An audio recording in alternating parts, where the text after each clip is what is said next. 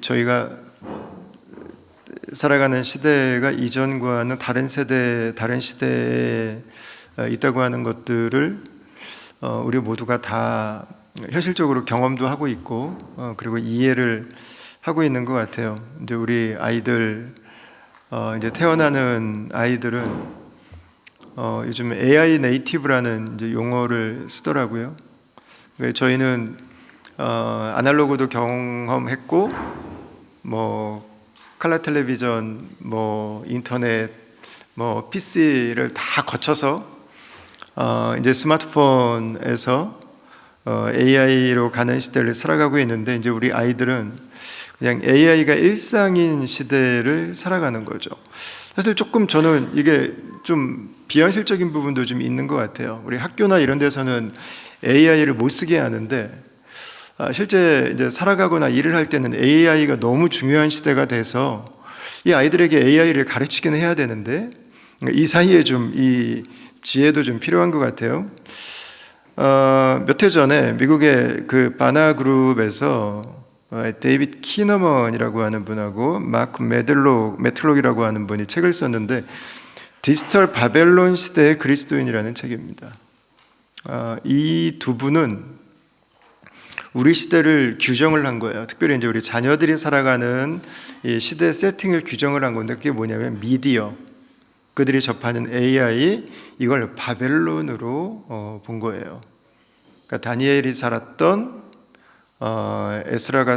에스겔이 살았던, 그 에스라가 있었던, 그들을 포로 삼았던 그 시대의 분위기가 오늘날에는 AI 안에, 오늘날에는 그 영상 안에, 그 수많은 다타 안에 담겨 있다고 보는 거죠. 이게 아이들에게 절대적인 영향을 주고 있다.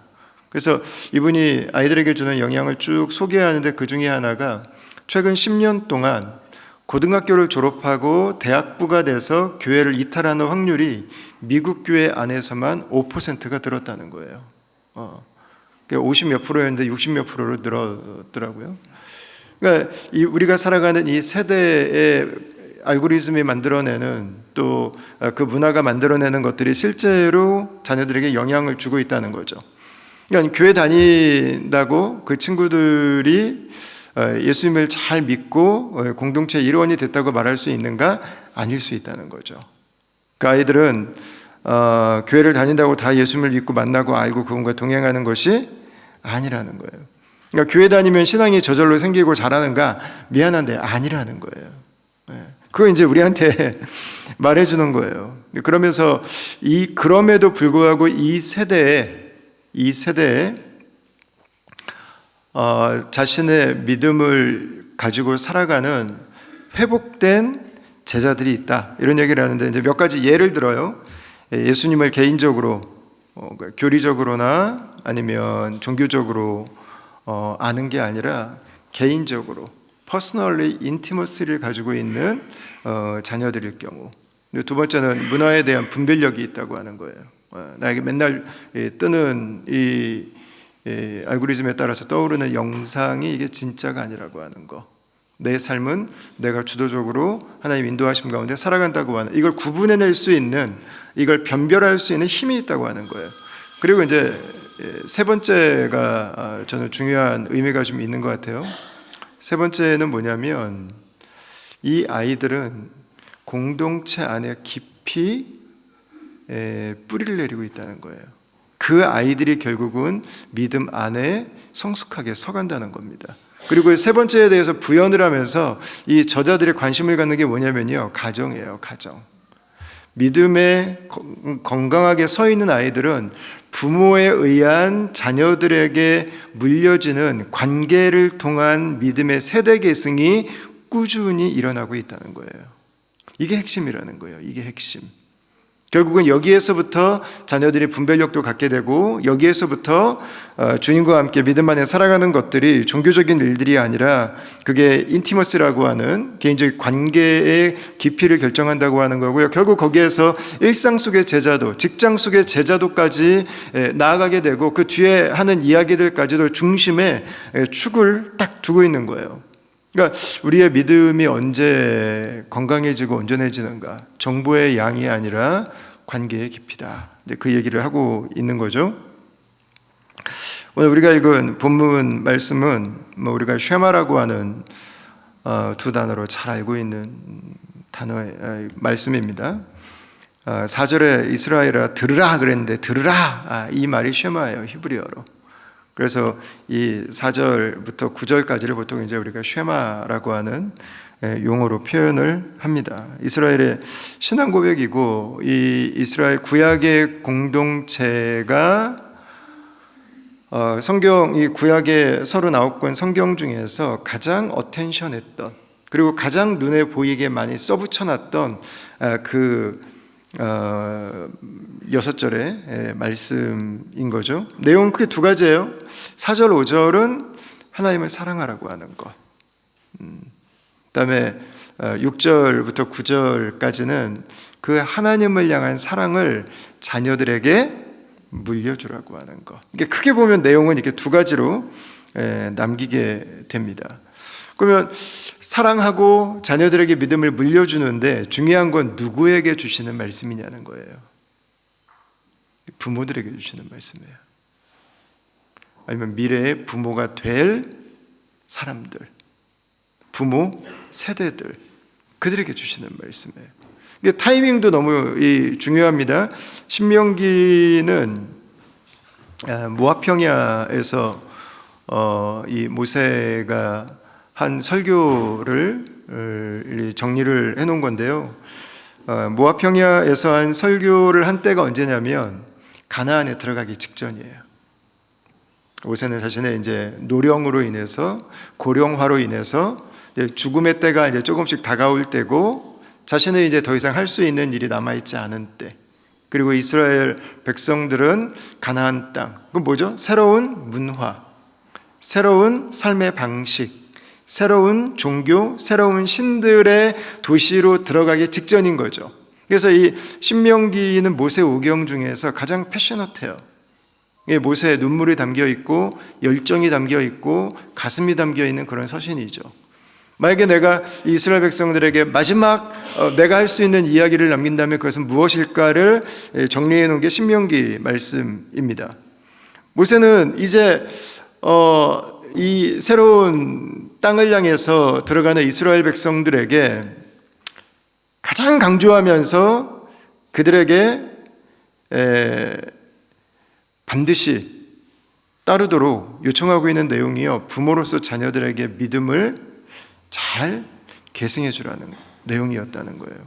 왜냐하면 광야 시대는, 이렇게 표현하면 좀 죄송하긴 한데 이스라엘 백성들께, 광야 시대는요, 뭐 아무것도 없었지만 다 없었으니까 뭐 별로 그렇게 그거는 큰 문제는 아닌 것 같고, 하나님의 은혜로 다 같이 사는데 광야 시대는 성막이 그래도 한가운데 있었어요.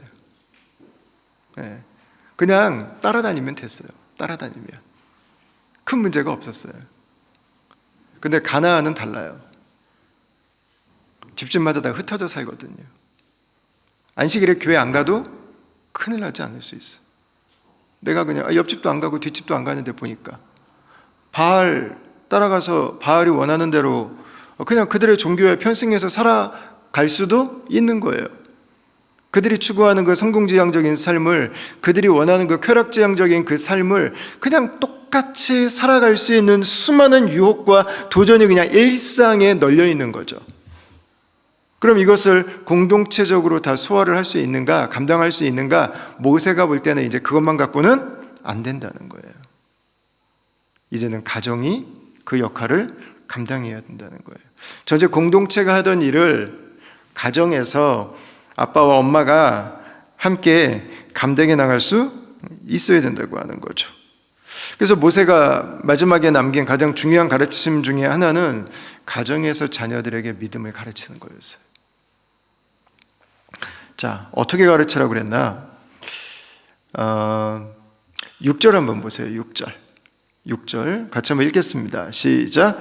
오늘 내가 내게 명하는 이 말씀을 너는 마음에 새기고. 아멘. 이 말씀을 너는 마음에 새기고 그랬는데 이 말씀은 뭘까요? 그 두 가지를 생각할 수 있는 것 같아요. 첫 번째는 앞에 4절, 5절에 나오는 내용입니다. 하나님을 사랑하라고 하는 것. 너의 생명, 너의 의지, 너의 마음, 너의 뜻을 다해서, 그러니까 전인적인 거예요. 전인적인 거. 감정과 의지와 순간순간의 선택과 모든 상황에 하나님을 사랑하고 그분에 대한 신실함을 가지고 살아가라. 이것을 마음에 새기라는 거예요. 그러니까 부모들에게 주시는 4절, 5절에 대한 권면이 될 수 있어요. 또 하나는 7절부터 9절까지에 나오는 자녀들에게 하나님 경외하고 하나님 사랑하는 것을 반드시 해야 된다고 하는 내용을 새기라는 말이 될 수 있어요. 나는 내가 알아서 믿으면 되고 뭐 교회 다니면서 지들이 믿음 가지면 되지 뭐 이게 아니라는 거예요. 부모의 사명은 놔줬으면 됐지 뭐 이게 아니라는 거예요. 밥 해줬으면 됐지 뭐 이게 아니라는 거예요. 학교 보냈는데 도시락 싸줬는데 뭐 라이드 해줬는데 이게 아니라는 거예요. 주일날 교회 데리고 갔으니까 이게 아니라는 거예요. 자기 방 만들어줬으니까 여기까지가 아니라는 거예요. 돈 버는 법 가르쳐줬잖아 이게 아니라는 거예요. 여기까지가. 부모의 사명은 자녀에게 하나님을 사랑하는 것을 가르치고 자녀가 하나님 사랑 안에서 그분의 말씀에 순종할 수 있도록 목표하고 계획하고 실행하는 것까지 그걸 새기라는 거예요. 부모의 사명이구나. 회막에서 알아서 하면 되는 거지가 아니고요. 부모의 사명이구나. 부모에게도 그 부르심이 있구나라는 것을 강조하고 있는 거죠. 7절 한번 보세요. 내 자녀에게 부지런히 가르치며. 부지런이라는 단어가 칼 가는 거예요. 칼 가는 거. 혹시 칼 갈아보셨습니까? 요즘에는 뭐 이렇게 쉽더라고요. 이렇게 뭐 슥슥 이렇게 하면은 그냥 갈리더라고요. 근데 예전에는 뭐 이렇게 갈았잖아요. 이렇게. 그죠? 칼 가는 거. 한두 번 한다고 이렇게 날카로워지지 않거든요. 계속 해야 됩니다. 그죠? 뒤집어서도 해야 되고 반복해서 해야 되고 그래야 날카로워져요. 그래야 쓸 수 있어요. 그냥 한번 딱 갈아놓으면 되나요? 그렇지 않습니다. 금방 무뎌집니다. 지속적으로 갈아야 됩니다. 한번 갈아놓고 지속적으로 갈지 않으면 믿음으로 살아가기가 너무 힘들어져요. 너무 둔해져요. 그냥 그 칼을 버리고 싶어요. 가장 좋은 방법은 뭐예요? 무뎌지기 전에 계속 꾸준히 가는 거예요. 꾸준히 가는 것. 자녀 교육이 그렇다는 거예요. 지속해야 되는 것. 반복해야 되는 것. 또 하나는 이만큼이면 됐다가 없어요. 계속하는 거예요. 계속하는 거. 저는 뭐 예전에는 뭐 이제 고등학교 졸업했으니까 됐어. 뭐 라이드만 끝난 거지. 결혼해도 부부가 어떻게 사는 건지, 아이를 낳으면 아이를 어떻게 키워야 되는지 끝이 없어요. 결국 부모는 죽을 때까지 모델이에요. 죽을 때까지 가이드고 죽을 때까지 우리 자녀들이 나처럼 할머니가 되고 할아버지가 되고 우리 자녀들이 나이가 들어서도 계속해서 주님 안에 살아갈 수 있도록 그냥 끝없는 신앙교육인 것 같아요. 보니까 여러분, 이 이야기는 레위인들이나 제사장들에게 주시는 말씀이 아니에요. 지금 부모거나 앞으로 부모가 될 분들에게 주신 말씀입니다. 물론 공동체가 해야 될 일이 있어요. 그래서 모세오경에 보면 회막도 있고요, 주일 모임도, 이 안식일 모임도 있고요, 축제도 있고요, 절기도 있어요. 그리고 하나님께서 초막절마다 일주일씩 모여서 율법을 선포하라고 말씀하세요. 종들과 자녀들, 이방인까지 다 함께 모여가지고 그러니까 1년에 한 번씩은 말씀 사경회 해라, 그런 뜻이에요. 하나님이 그렇게 공동체적인 것도 강조하세요. 근데 그게 다가 아니라고요. 이것은 한 절반 정도. 나머지 절반의 완성은 가정에서 이루어진다. 우리가 주일날 예배드리는 게 중요하죠. 근데 하나님은 우리가 주일날 교회 나오는 시간 외에도 월요일부터 토요일까지의 시간도 중요하다고 말씀하시는 거예요. 우리가 예배하실 때 하나님은 우리와 함께 하시죠. 근데 우리가 예배하지 않는 월요일부터 토요일까지도 하나님은 함께 하신다는 거죠. 우리가 예배하는 시간들만이 아니라 예배하지 않는 시간에도 우리의 자녀들이 하나님 경외하는 삶을 살아갈 수 있도록 하라는 것입니다. 7절 말씀에 보시면 부지런히 가르치는데 집에 앉아 있을 때든지, 뭐 쉴 때겠죠? 길을 갈 때든지 나가서입니다. 누워 있을 때, 잠잘 때죠. 일어날 때, 깨어날 때죠. 이 말씀을 강론할 것이며, 이건 우리의 하루를 보면은요, 삶의 모든 순간들을 말하고 있어요. 집 안에 있을 때, 밖에 나가서 일할 때, 집에 들어와서 잠들었을 때, 아침에 깨어났을 때, 그 모든 순간을 말하고 있는 거예요.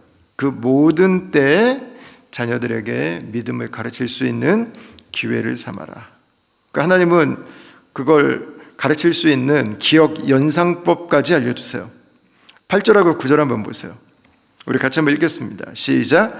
너는 또 그것을 내 손목에 매어 기호를 삼으며 내 미간에 붙여 표를 삼고 또 내 집 문설주와 바깥문에 기록할지니라. 아멘. 우리가 기억하는 데 도움이 되는 게 시각화하는 거잖아요. 좀 전통적인 내용들이긴 하지만 여전히 유효하다고 저는 생각해요. 성공하는 사람들, 내가 원하는 목표를 이룬 사람들과 그렇지 못한 사람의 가장 큰 차이, 내가 무엇을 이루어야 될지 정확하게 알고 있다는 거예요. 정확하게 그것을 내가 말할 수 있는가, 표현할 수 있는가, 어느 순간에 어떤 자리에서 누가 물어보더라도 망설이지 않고 내 목표는 이겁니다라고 말할 수 있는가. 그걸 아는 사람과 모르는 사람의 차이는요, 굉장히 큰 거예요. 근데 10% 성공한 사람과 1% 성공한 사람의 차이가 무엇일까? 존 맥스웰이 그런 얘기를 해요. 10% 성공과 1% 성공의 차이는 그걸 기록했는가 기록하지 않았는가의 차이라는 거예요. 그럼 볼 수 있도록 해놓는 거죠. 비주얼라이징 하는 거예요. 나는 이걸 위해 살아. 이게 내 목표야. 나는 이걸 위해서 지금 가고 있어. 라고 하는 것을 비주얼라이징 하는 거예요. 나도 알고 당신도 알고, 이 사람은 이걸 위해 사는구나. 정확하게 하는 거죠. 하나님께서 이스라엘 백성들에게 지금 그걸 해주고 계신 거예요. 그러니까 유대인들의, 전통적 유대인들의 사진을 이렇게 구글링해 보시면 그들이 머리에도 이렇게 조그만 검은색 박스를 하나 이렇게 메고 있고요. 이마에 이렇게. 그리고 이렇게 팔에 이렇게 검은색 줄로 이렇게 칭칭칭 감고 있어요. 그리고 손에 여기에도 조그만 박스가 하나 이렇게 있고, 이 안에 말씀이 들어있어요. 그 말씀이 뭐냐면 신명기 6장 4절에서 9절까지 이 6절의 말씀이 들어있는 거예요.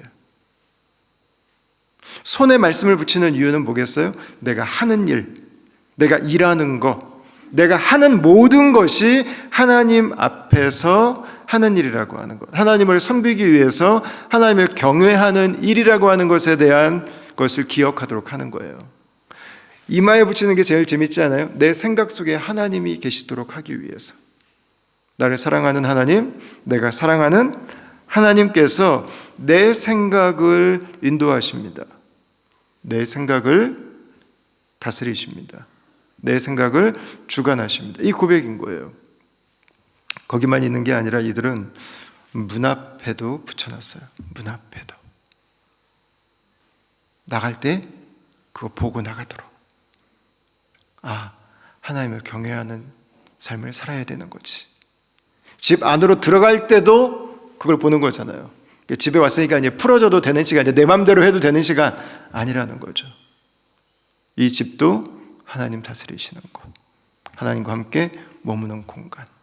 그래서 365일 24시간을 하나님 앞에 살아갈 수 있도록 손끝과 이마와 그리고 그들의 집 문 앞에 이 쉐마, 이 말씀을 써서 거기에다가 넣어놓은 거예요. 그러니까 우리도 오늘날 이 말씀을 문자 그대로 따라야 되는가? 그건 여러분들이 알아서 만약에 이렇게 조그만 박스 하나 이렇게 붙이고 다니시면 아마 유대인들, 전통적 유대인들이 와서 아마 여러분들에게 아마 웃으며 물어볼 거예요. 너 그 유대교의 신앙을 가지고 있냐고. 검은색 빵모자까지 쓴다면 뭐 100%죠. 우리가 그럼 그 삶을 따라야 될까? 그거는 여러분들의 선택이에요. 절대 하면 안 돼. 이런 건 없는 거니까 도움은 될 수 있겠죠. 근데 우리가 말씀을 붙여놓잖아요. 가정에도 액자 같은 걸로 해서, 그죠? 랩탑을 열면 거기에도 우리가 여러 가지 중요한 것들을 써놓는데 그 중에 하나님 말씀이 그리고 내 삶의 중요한 목적들이 이렇게 기록되어 있을 수 있죠. 그런 것들을 비주얼라이징 하는 건 중요하겠죠. 여러분 중요한 건 이겁니다. 내가 일할 때 나는 하나님과 함께 하는가? 나는 그걸 기억하는가? 나는 기억하기 위해서 무엇을 해놨는가라는 거죠. 내 생각에는 하나님이 계시는가라는 거예요. 이 머릿속에서 일어나는 거야. 뭐 내가 알아서 하면 되는 거지. 이게 아니라 생각이 성령 안에 있어야 삶이 성령 안에 있습니다. 생각에 하나님이 없으면 삶이 하나님 앞에 있을 수 없어요. 그냥 하나님 앞에 있는 사람들을 따라가는 정도겠지. 생각이 하나님 앞에 있을 때 깊어지고 풍성해지고 아름다워지고 어그러지지 않고 뒤틀려지지 않습니다. 생각 속에 하나님이 계시기 위해서 나는 무엇을 하고 있는가? 집 안을 들어가서 집 안에 가족들과 함께 있을 때 나는 하나님과 함께 이 가정 안에 있다고 하는 것을 어떻게 드러내고 있는가? 어떻게 고백하고 있는가? 그리고 자녀들에게 그걸 가르치고 있는가? 매일 하는가? 매 순간 하는가? 그걸 하기 위해서 나는 무엇을 하고 있는가? 이거에 대한 질문인 거죠. 시편 78편을 한번 보세요. 우리가 이를 그들의 자손에게 숨기지 아니하고 여호와의 영예와 그의 능력과 그의 행하신 기이한 사업을 후대에 전하리로다. 그랬어요. 시편 저자도 자녀들에게 믿음을 전합니다. 신약에서도 그래. 디모데후서 1장 5절이죠. 디모데의 외할머니가 어머니에게 믿음을 전했고 디모데의 어머니가 디모데에게도 믿음을 전수합니다. 구약에서부터 신약의 교회들까지 여러분 이들이 믿음을 전수하는 방식은요, 공동체가 함께 모이는 공간이 있었는데 또한 동시에 가정에서 병행해서 이루어졌어요. 같이 간 거예요. 같이 가는 게 하나님의 처음부터 계획이었고요, 하나님께서 플랜하셨던 하나의 길이었던 거죠. 여러분 종교개혁자들이 다시 회복시켰던 것도 있어요. 캐톨릭은 이게 거의 없었어요. 중세 때는 자녀교육이라는 게 없었어요. 뭐 부모들도 라틴어로 하는 설교가 뭔지를 못 알아들었고 성경을 읽어본 적이 없는데 어떻게 믿음을 가졌겠어요? 불가능한 일이지. 근데 마틴 루터는요, 가정을 가족교회라고 불렀어요. 아예 부르는 이름 자체가 달랐어요. 가정을 교회로 인식했어요. 교회. 그래서 아버지가 자녀들에게 말씀을 가르치고 말씀으로 양육하는 것을 가정의 당연한 목표로 생각했어요. 그리고 아버지를 가정 목회자라고 불렀어요. 아버지를. 켈빈도 역시 마찬가지입니다. 그 리차드 백스터라고 하는 아주 존경받으시는 그 청교도 목회자가 계시는데, 그분이 쓴 목양론이라고 하는 책이 있는데요. 그 목양론에 보면 그런 내용이 나와요. 목사가 가정을 신방하는데, 목사가 가정을 신방해서 해야 되는 가장 중요한 사역이 뭐냐면 그 집의 아빠와 엄마에게 자녀들에게 믿음을 어떻게 가르치고 있는지를 확인하는 것이다라고 이야기를 해요. 여러분, 캐톨릭 그 1000년 가까운 시간 동안 잃어버렸던 가정, 이 믿음의 세대 계승이라고 하는 것이 그냥 제도로 되어 있었고 공간으로 되어 있었고 이 의식에 참여하는 걸로 되어 있었는데, 그것을 말씀을 부모가 자녀들에게 가르치는 것으로 다시 회복하는 일을 개혁자들이 하는 거예요. 믿음만 회복한 게 아니라, 장로직, 집사직, 직분만 회복한 게 아니라 가정을 회복해요. 아빠의 일은 가정에서 무게 삼는 게 아니라 자녀들에게 믿음을 전수해 주는 거구나. 부모의 부르심은 가정의 제사장이구나 라고 하는 것을 회복해야 한 거죠. 여러분, 그러니까 이것은 개혁자들의 일이 아니에요. 개혁자들이 아이디어를 가지고 이게 좋을 것 같아라고 말한 게 아니에요. 쉐마를 회복해 가는 거예요. 하나님이 처음부터 플랜하셨던 것을요, 회복하는 거예요. 성경을 회복하는 거예요, 지금. 하나님이 방식까지 고려하셨어요. 7절 말씀 제일 마지막에 보시면요, 이런 표현이 있어요. 언제든지 모든 순간 이 말씀을 강론할 것이며 그랬어요. 강론하다. 이게 우리가 뉘앙스로 딱 듣기에는 한국 문화의 컨텍스트에서 강론은 거의 강의죠. 그죠? 강의. 일방적으로 강의하는 것처럼 들리는데 히브리인들은 이걸 전혀 다른 방식으로 해석했습니다. 요즘에 이제 많은 분들이 알고 계시는데 하브루타라고 하는 방식이에요. 하브루타. 신학교에서 저랑 가장 가까이 친하게 지냈던 그 형님이 한 분 계시는데 지금 목회하고 계시고 이제 목사님이신데 교회를 오랜만에 방문을 했더니 한국 하브루타 협회에 이렇게 딱 써 있더라고요. 깜짝 놀랐어요. 또 그 목사님이 이사장이시더라고. 하브루타는 여러분 잘 아시는 것처럼 유대인들의 대화식 공부법이에요. 유대인들이 왜 이렇게 노벨상을 많이 받지? 그 비책으로 꼽히는 것. 대화를 하면서 그 내용들을 익혀가는 방법이었던 거죠. 그러니까 우리는 강론할 것이며 그러면 교회에서도 설교 들었는데 집에서 또 들어야 돼. 이게 나올 수 있는데 히브리인들은 정작 이 방법을 원사이드로 이해하지 않고요. 대화로 받아들였다는 거예요. 그래서 부모의 일은 뭐냐면 질문하는 거예요. 자녀는 내가 성경에서 깨달은 것을 가지고 내가 이해한 것을 가지고 대화하고 대답하고 부모는 또 그걸 가지고 다시 한번 되묻고 그리고 자녀들은 그것에 대해서 다시 또 자신들의 생각을 이야기하고 자녀들이 부모들에게 질문할 수도 있겠죠. 그때는 부모들이 대답을 해도 괜찮겠죠. 자녀들이 궁금해하는 것들이니까. 여러분 이렇게 해서 함께 가정에서부터 대화를 지속한 거예요. 몇천 년 동안. 모세를 통해서 이 쉐마를 주시고 나서부터는. 근데 저희가 하려고 하는 게 이거예요. 근데 이걸 하려면 한 가지 조건이 있어야 돼요. 부모와 자녀가 공통된 말씀을 가지고 있어야 돼요. 그래야 뭔가 대화가 돼. 그렇지 않으면 할 수 있는 일이 맨날 일상의 일들밖에 없어요.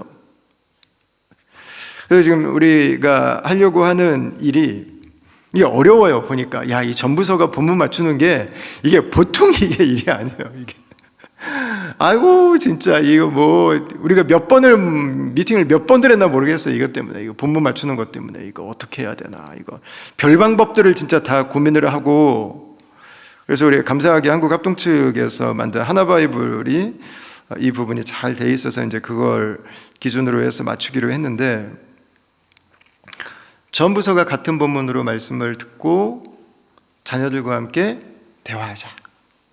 뭐 집에 가시면서 하셔도 되고 주일날 저녁에 하셔도 되고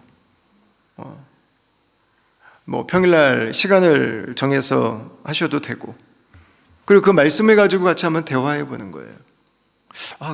말씀은 교회에서만 듣는 게 아니구나. 집에서도 얘기하는 거구나. 믿음은 교회용이 아니구나. 믿음은 일상에서 말할 수 있는 거구나. 믿음은 매일용이구나. 주일용이 아니라 우리 아이들의 경계를 넓혀가는 작업을 하는 거죠. 가정에서부터. 가정의 출발점들인 거죠. 근데 여러분 이게 결코 쉽지 않아요. 평소에 가정에서 아이들과 대화를 안 하셨던 분들은 아마 힘드실 거예요. 근데 가르친다고 생각하지 마시고 아이들의 이야기를 듣는다고 생각하시고 접근을 해주시면 좋을 것 같아요. 아이들이 어떤 대답을 해도 당황하지 마시고 화내지 마시고 놀라지 마시고 이미 우리 아이들은 철학자들이에요. 신학자들이에요. 사색가들이고 검증가들이고 우리가 생각하는 것보다 수준이 정말 높아요. 뭐 아이들이 뭐 별게 있겠어? 별게 있어요. 그래서 사실 이 작업은 부모들이 공부가 필요해야 돼요. 부모들이 같이 성장해 가야 돼요. 저보다 어릴수록 부모가 더 수준이 높아야 돼요. 알고 있어야 될 뿐만 아니라 그걸 아이들에게 맞게 쉽게 얘기해 줄 수 있어야 되거든요. 아이들이 어릴수록 어려운 것 같아요. 어릴수록. 그래서 시작은 대화지만 부모들이 성장하는 과정이 있어야 되는 거구나. 여러분, 이 과정들을 통해서 우리는 아이들을 가르친다고 생각할 수 있지만 어쩌면 부모들이 성장하는 시간이 될 수 있어요. 아이들 때문에. 그리고 그 말씀이 확장되겠죠. 주일의 말씀이 월요일의 말씀이 되고, 교회의 말씀이 가정의 말씀이 되고, 전도사님들에게 들었던 그 말씀이 나에게 주시는 말씀이 되고, 그 말씀이 삶이 되는 거죠. 이 오렌지 프로젝트의 이름을 이렇게 붙이니까 뭔가 특별한 거라고 생각이 들 수 있는데 그게 아니에요. 그냥 쉐마를 하는 거예요. 쉐마. 그걸 거기다 이름을 그냥 따로 붙인 거예요. 그러니까 이거 오렌지 프로젝트가 아니라 그냥 쉐마예요. 쉐마. 말씀대로 살자고 하는 거고, 이거는 다음 교회가 더 어떻게 믿음으로 온전히 설 수 있을까에 대한 이야기고요. 이거는 우리가 믿음으로 살아가자고 하는 이야기고요. 이거는 생활에 대한 이야기고요. 성령에 대한 이야기고요. 그 일들을 저 여러분들이 하게 되는 거죠. 무엇보다 여러분들에게 좀 부탁을 드리고 싶은 것은 기도하면서 이 일들을 감당해 나가야 된다고 하는 거예요. 기도하면서. 우리 자녀 세대들을 위해서 기도하면서. 우리 가정을 위해서 기도하면서. 네. 기도가 없는 예배, 기도가 없는 사역, 기도가 없는 가정 예배, 여러분 그냥 말만 떠들기 쉬워요.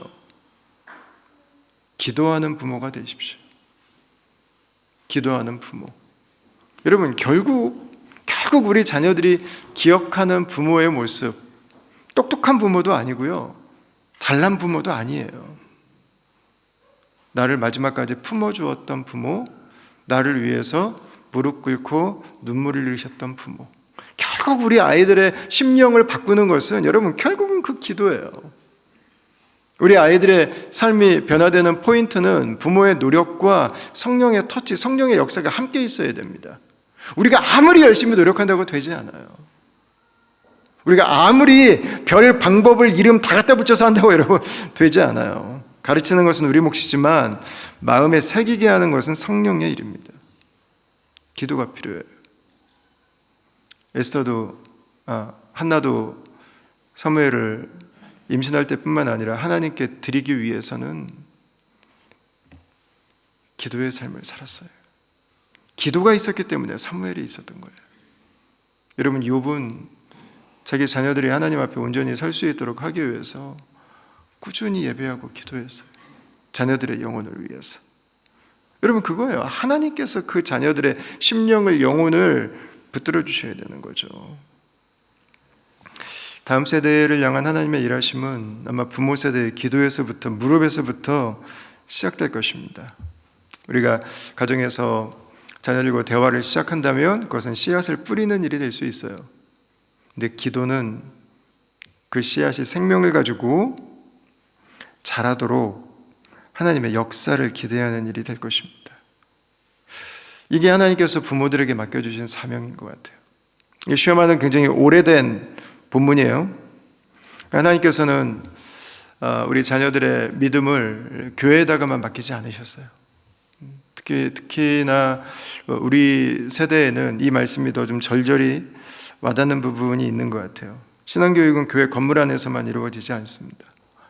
밥상머리 교육, 차에서 이루어지는 대화들, 가족들이 함께 여행을 가서, 가족들이 함께 시간을 보내면서, 여러분 그 길 위에서 자녀들과 함께 그 집 안에서 보내는 시간들 속에서 우리가 어떤 대화를 나눌 것인가, 우리가 어떤 영향을 우리 자녀들에게 나눌 것인가 하는 것들이 결정되어 가는 거죠. 그래서 교회는 무엇을 해야 되는가? 가정에서 못하는 일을 해야죠. 또 하나는 가정에서 할 수 있도록 잘 도와야겠죠. 그게 교회가 해야 되는 일입니다. 그래서 교회가 할 수 있는 일을 고민하는 거예요. 본문을 한번 통일해보고, 가정에서 대화를 나눌 수 있도록 질문을 준비해보고, 가정에서 함께 실천할 수 있도록 실천 사항들을 한번 나눠보는 거죠. 교회가 더 많은 것들을 할 수 있으면 좋아요. 그것도, 그죠? 근데 쉐마의 방향은 다른 것 같아요. 특별한 무엇이 우리를 바꾸는 게 아니라 하나님의 관심은 일상 속에 있습니다. 일상 속에 관계에 있습니다. 꾸준히 하는 것에 있습니다. 반복하는 것에 관심이 있어요. 저와 여러분들은 교회를 열심히 섬기죠. 여기 나와 있는 분들은 뭐 누구보다 우리 다음교회를 사랑하시는 분들인데, 근데 여기 나와 계신 분들도 더 많은 시간은 가정에 계시죠. 더 많은 시간은 일터에 계시고, 바로 그런 저와 여러분들에게 주시는 주의 말씀입니다. 우리의 자녀들은 가정에서부터, 다음 세대는 가정에서부터 시작해야 된다고 하는 거예요. 주님은 우리가 이곳에 예배할 때 함께 하시는 것처럼 우리가 더 오랜 시간을 보내는 가정에도 함께 하십니다. 6장 5절 말씀을 마지막으로 다시 한번 읽어볼까요? 6장 5절 시작. 너는 마음을 다하고 뜻을 다하고 힘을 다하여 내 하나님 여호와를 사랑하라. 아멘. 부모가 먼저 해야 될 일, 하나님의 사랑을 마음에 새기는 것입니다. 그리고 하나님을 사랑하는 것입니다. 그리고 나를 사랑하는, 내가 사랑하는 그 하나님을 나의 자녀에게 소개해 주는 것입니다. 그 자녀가 나처럼 하나님의 사랑 안에서 하나님을 사랑하는 삶을 살아갈 수 있도록 그 자녀를 세워주는 것입니다.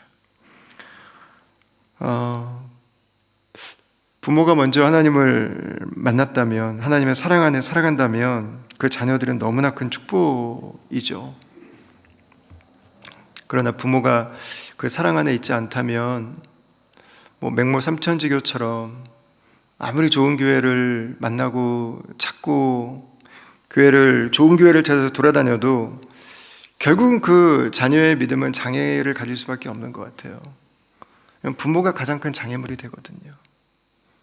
아이들은 믿음의 말을 해도 부모가 그게 아니라고 가르치거든요. 부모가 변화되어야 됩니다. 그러나 주님은 우리가 나의 믿음에서 만족하라고 말씀하지 않으세요. 자녀들에게 너처럼 하나님을 경외하는 삶으로 나올 수 있도록 너에게 사명이 있다고 하는 것을 말씀해 주십니다. 다음 주부터 같이 시작했으면 좋겠어요. 오늘 전쌤에게 무슨 말씀 들었니? 한번 따라해 볼까요? 오늘 전도사님에게 무슨 말씀 들었니? 네, 이게 시작이 돼서 우리 다음 공동체가 매주마다 예배하고, 예배가 주일날 끝나지 않고 월요일로 이어지고 가정으로 이어지고 자녀들에게 이어지고 삶으로 이어지고 일터로 이어지고 하나님 나라의 아름다운 순환을 만들어가는 그런 주님의 공동체가 될 수 있기를 우리 주의 이름으로 축원합니다.